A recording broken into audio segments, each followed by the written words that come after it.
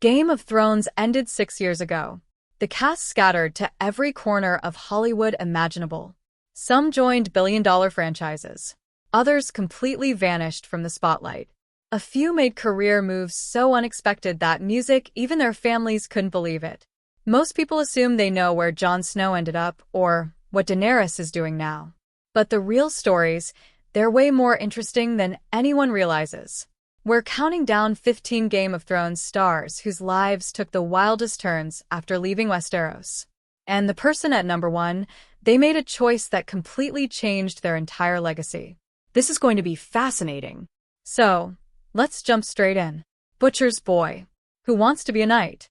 Pick up your sword, Butcher's Boy. Let's see how good you are. Joffrey Baratheon was the most hated character in television history. When he died at his own wedding, poisoned by enemies he never saw coming, the internet basically threw a worldwide party. But here's the twist nobody expected. Jack Gleeson is actually one of the nicest people you'll ever meet. After Game of Thrones wrapped up his character in Season 4, Gleeson did something that made zero sense to Hollywood. He walked away completely.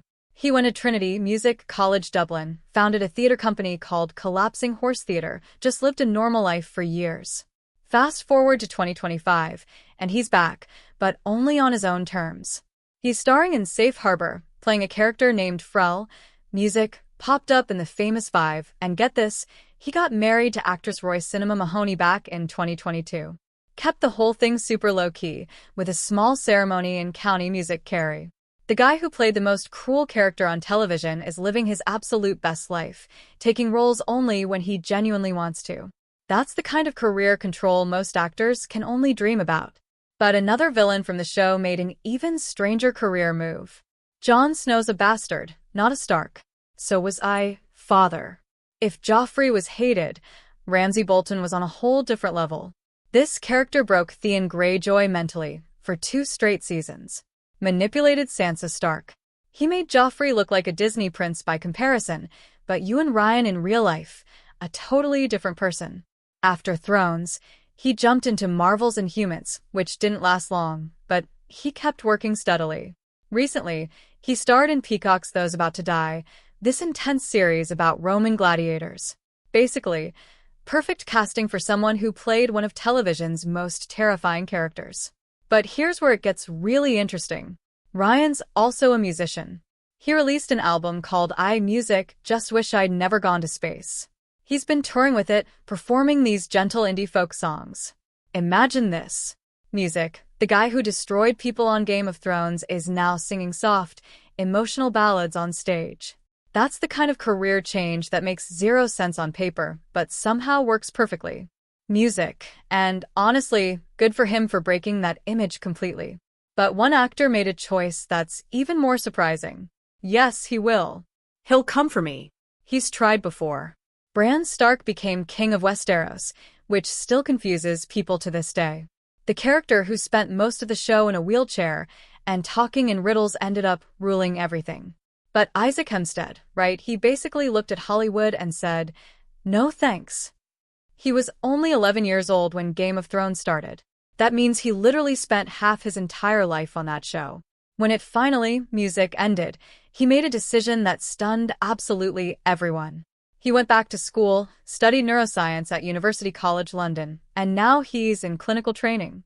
The guy who played the all-knowing three-eyed raven is pursuing actual real-world knowledge. When you think about it, that's kind of perfect. He also got married recently and keeps his personal life super private. You won't find him posting on social media or doing celebrity stuff at all. He did appear in one movie after Thrones, a 2021 film called Voyagers, but that's it.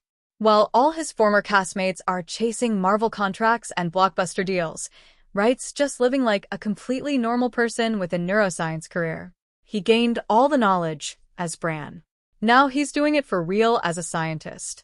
That's honestly the most dedicated character follow-through ever. But someone else made a transformation that's way more visible. I don't even want to be a knight.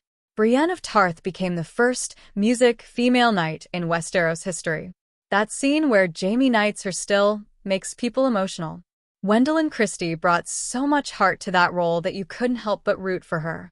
In 2025, she's absolutely everywhere and showing incredible range. She's in Netflix's Wednesday Season 2, where her character literally came back from the dead. She's the narrator for Civilization VII, which means millions of gamers are now hearing Brienne's voice guiding their empires through history. And she just premiered this art house film called After This Death at the Berlin Film Festival. That movie took 15 years to develop. She connected with director Luca Guadagnino during a pandemic Zoom call where they just talked about cinema for hours. The film is mysterious and genre-ing. Exactly the kind of prestige work that proves she's way more than just a warrior character. She's also become this huge fashion icon, dating British designer Giles Deacon, who creates these incredible custom gowns for her red carpet appearances. Christie is not just acting anymore. Music, she's building this whole artistic identity that's completely separate from Game of Thrones. And that's music, exactly how you stay relevant without getting stuck in one type of role. But one actor's recent project required a sacrifice nobody expected. Good. I hear we might be neighbors soon. Jaime Lannister had one of the most complex character journeys on the entire show. He started as a villain who pushed her from a tower and robbed the Red Wedding, shocked an entire generation of viewers. That episode genuinely upset people. Robb Stark was supposed to be the hero, the king in the north who would avenge his father and win the war. Then suddenly betrayed, and at a wedding in Season 3. Fans still haven't recovered from that moment, but Richard Madden's career music exploded after that scene. He played Prince Charming in Disney's Cinderella, appeared in Rocket Man as Elton John's manager, then joined the Marvel Universe as Icarus in Eternals. That Marvel role alone opened massive doors for him. He also won a Golden Globe for Bodyguard, this British thriller series where he played a war veteran. The performance was genuinely outstanding. In 2023, he starred in Citadel, Amazon's huge-budget spy thriller. That's basically their attempt at creating the next big action franchise. His latest project is Killer Heat, where he plays twin brothers in this gripping crime thriller. Super challenging, because you're essentially acting opposite yourself.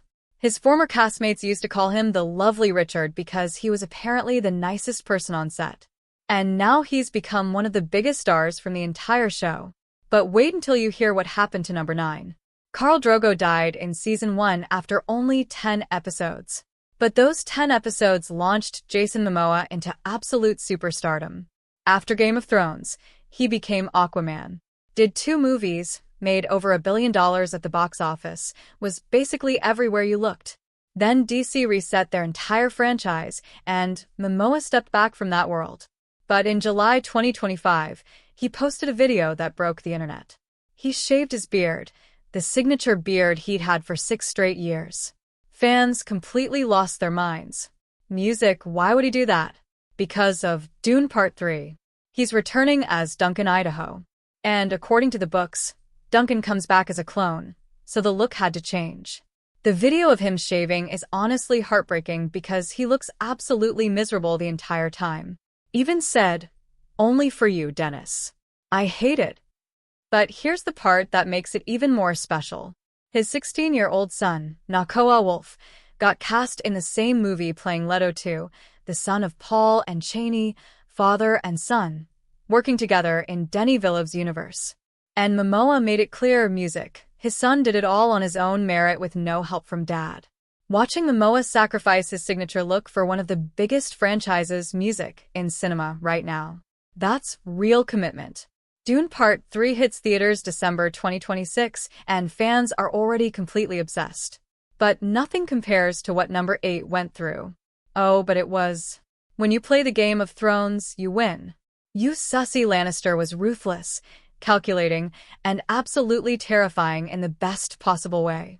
Lena Headey played her with such intensity that she earned 5 Emmy nominations. Whether you loved her or hated her, you couldn't take your eyes off her.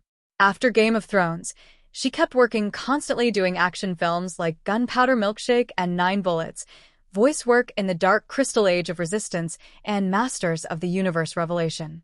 Plus, she had a major role in HBO's White House Plumbers in 2023. But here's what most people don't realize. Headey is building this entire empire behind the camera.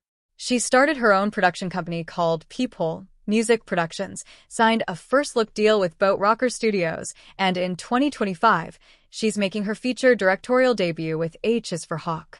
It's this dramatic film about grief, falconry, music, and recovery. The kind of personal project that shows she's way more than just a music actress.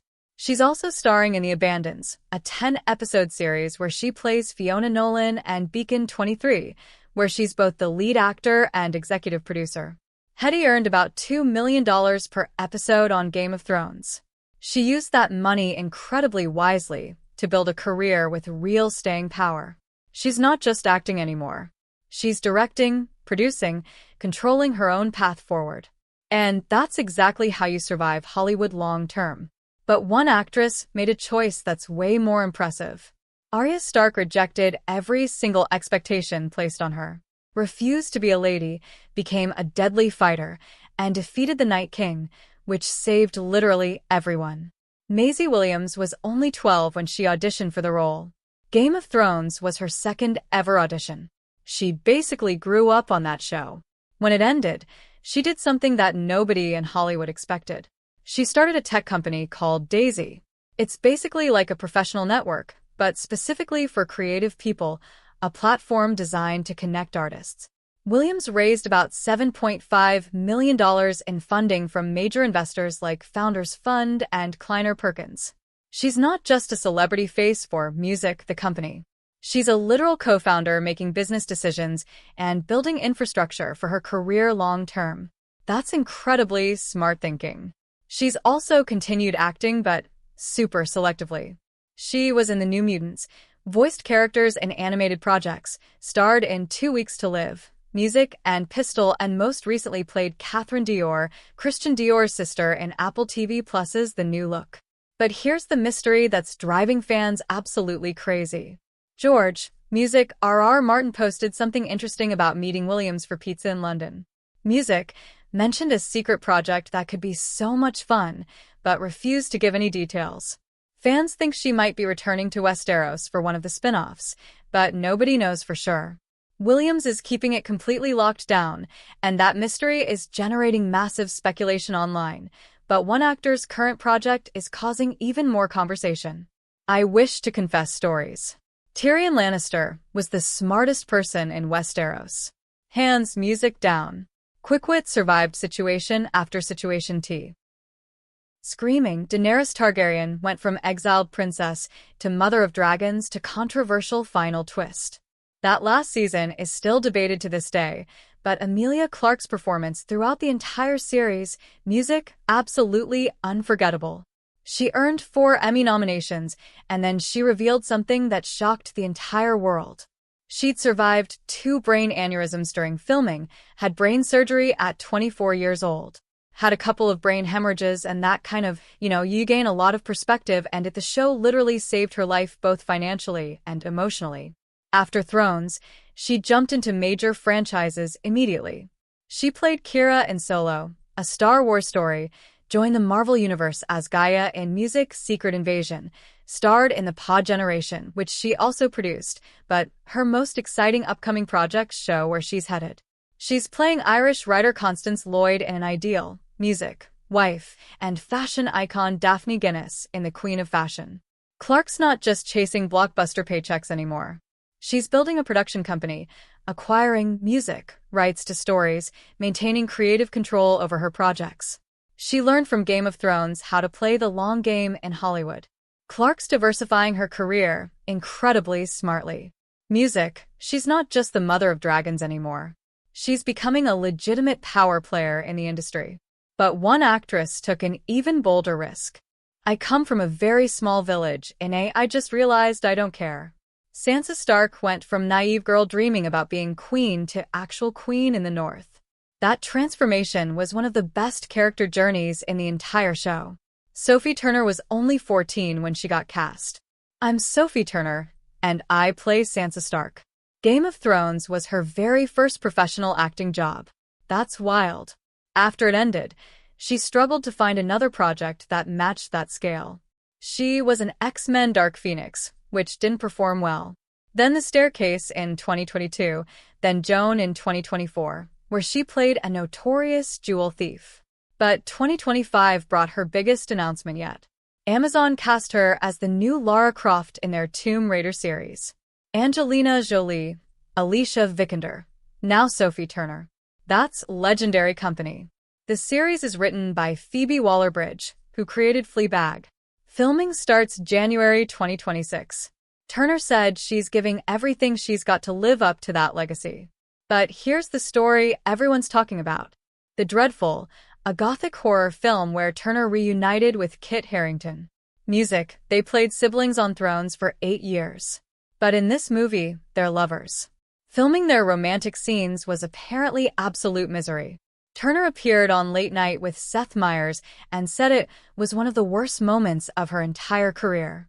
And we get on set, and it's the first kissing scene and we are both retching. Like really, it is vile. It was the worst. Another really bad moment and might even worse than filming with live insects in her other horror movie, Trust. Harington admitted it was super weird, too. Said he had to stand on an apple box to kiss her because she's literally a foot taller than him. But they did it anyway because the script was that good.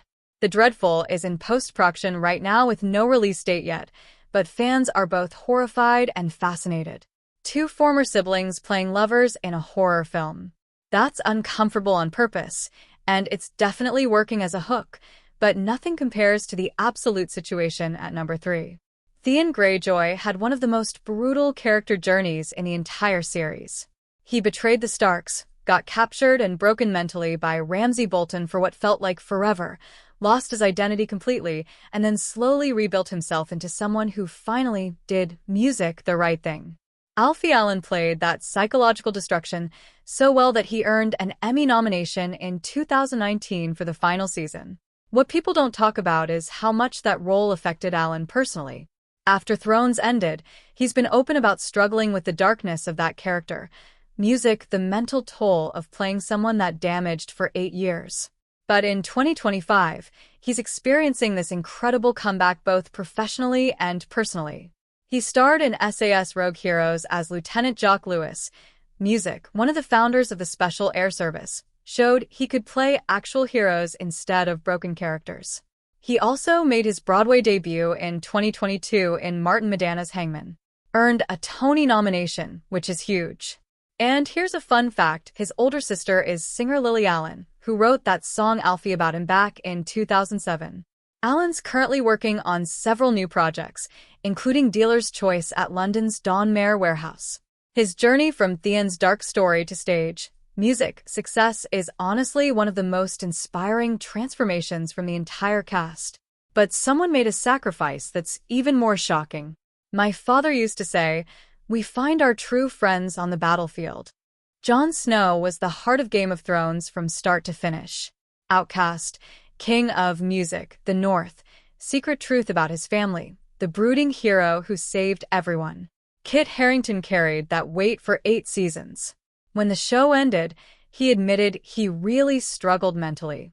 He said he felt unsafe, started going to therapy, questioned if he was letting everyone down, dealt with serious pressure that temporarily overwhelmed him, but he recovered and rebuilt.